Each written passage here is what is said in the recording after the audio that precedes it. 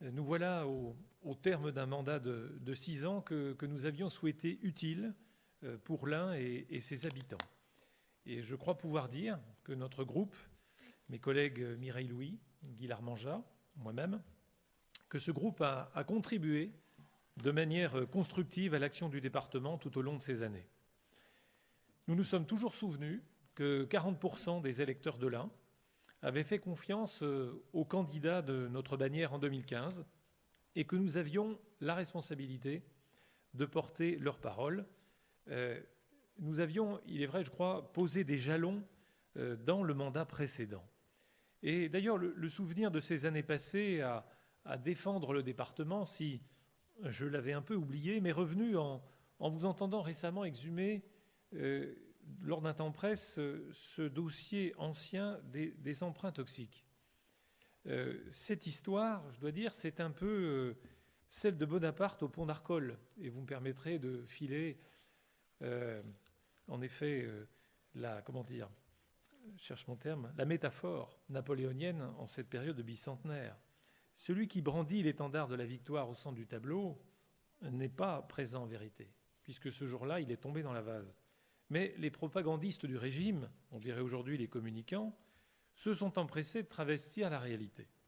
Si l'Ain bénéficie aujourd'hui de 45 millions d'euros d'aide, c'est qu'il s'est trouvé des collectivités nombreuses en France et des élus, dont j'étais, avant 2015, pour dénoncer ce scandale de la dérive financière et faire pression sur l'État à force de recours. Et je crois que ce sont autant d'efforts qui ont permis l'obtention de ce fonds de soutien, sans lequel les dégâts eurent été beaucoup plus durs encore pour notre collectivité. Et si l'état de la dette qui a été évoqué par notre président ce matin est ce qu'il est, eh bien, il le doit beaucoup à ce soutien, assurément. Et je le dis, l'honnêteté nous conduit tout de même à dire également que ce scandale coûte à l'Ain 60 millions d'euros et pour de très longues années encore. C'est d'ailleurs pourquoi nous n'avons eu de cesse, au cours de ces années, de dire combien la vie sociale, la culture, le sport, les loisirs avaient besoin de nous et méritaient mieux que certains choix budgétaires que nous n'avons pas cautionnés. Les familles qui sont bénéficiaires du chéquier jeune, dont il va être question également dans cette session, eh bien ces familles, je crois, pourront tout de même se féliciter de certains aménagements.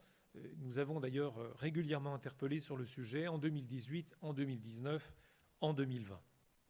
Et puis nous avons aussi ici souvent fait le retour des conséquences des réorganisations dans le domaine de l'action sociale et des routes. Ces changements ont-ils servi l'efficience de la collectivité à l'aune de la satisfaction de l'usager? La question reste posée. C'est en tout cas pour moi l'occasion de saluer l'engagement des 2000 agents de notre collectivité, des agents constamment voués à leurs tâches et soucieux avant tout de servir. Les élus peuvent toujours s'arroger les lauriers, c'est l'habitude, mais sans ces hommes et ces femmes, je crois que la mise en œuvre des choix politiques resterait lettre morte. Ce qui nous réunit tous aujourd'hui, et comme demain dans l'adversité, puisqu'il y aura un temps de campagne, c'est cette même passion pour notre département, pour ses atouts, pour ses acteurs, pour ses habitants. Vous le savez, certains milieux centraux ne sont pas convaincus de la pertinence de notre échelon. Il y a d'ailleurs fort à parier que les élections régionales éclipsent l'échéance départementale ce mois de juin. C'est sans doute la faute à la personnalisation des combats et puis à cette perspective présidentielle.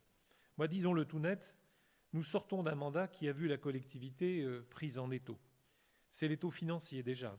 À partir du moment où cette dépense sociale ne cesse de progresser, elle franchit même le seuil des 50% de notre budget.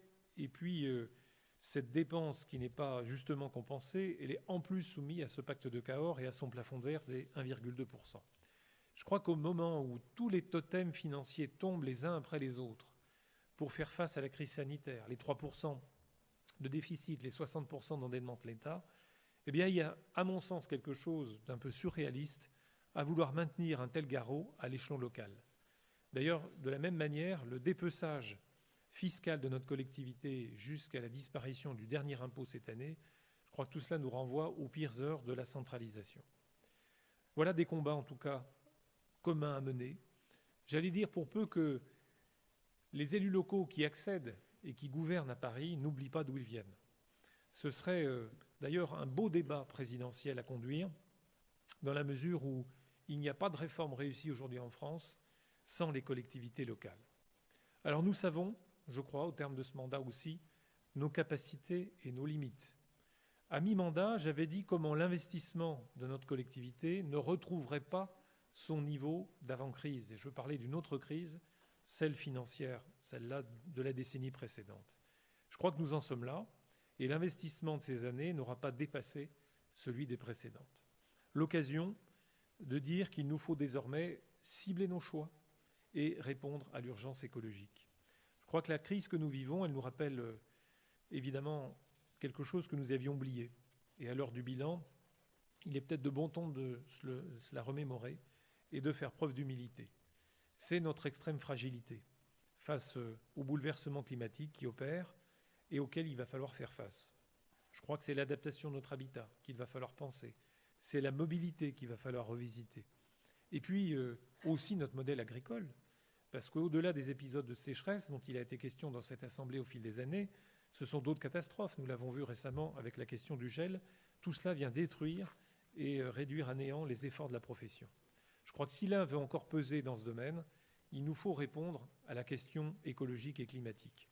Et moi, je veux me féliciter effectivement de pouvoir porter au sein de cette Assemblée la création de cette société d'économie mixte, l'EA, sous l'égide et en lien avec le SIEA et son président. Je crois que c'est un outil opérant demain et qui pourra nous permettre en effet de répondre de manière opérationnelle à ces enjeux. La conséquence de tous ces bouleversements qui opèrent, je crois que nous les mesurons, c'est la fragilité qui gagne du terrain. La crise actuelle fonctionne comme un miroir grossissant et les plus fragiles sont de plus en plus nombreux. Pour ceux qui croient au mythe du ruissellement, je crois que cette affaire tombe. Et le département, qui est la première collectivité au rang de la solidarité, ne peut pas rester insensible à la détresse, et en particulier à celle des plus jeunes, à laquelle il faudra bien répondre. Et puis, il y a l'urgence démocratique, pour ne pas dire l'urgence citoyenne. Moi, je reste convaincu, quand bien même nous sommes élus le temps d'un mandat, que nous ne pouvons pas nous en tenir à une sorte de référendum tous les 6 ans, une sorte de stop ou encore.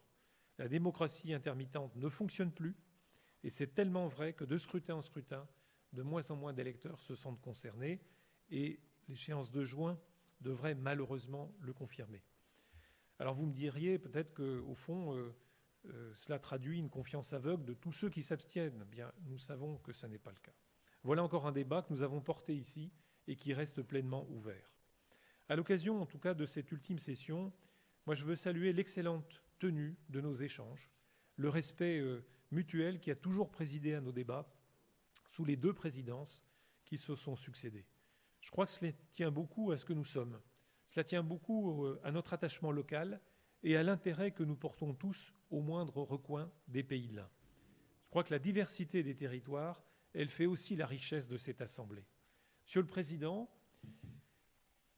Président, chers collègues, ce qui fait la fierté de chacun d'entre nous au terme de ces 6 années, c'est d'avoir été utile aux Indinois et à l'Ain, quels qu'aient été nos bancs respectifs.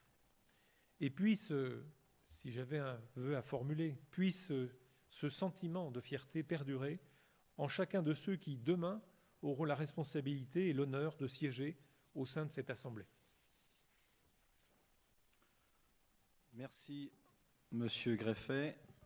Je passe la parole au président du groupe majoritaire.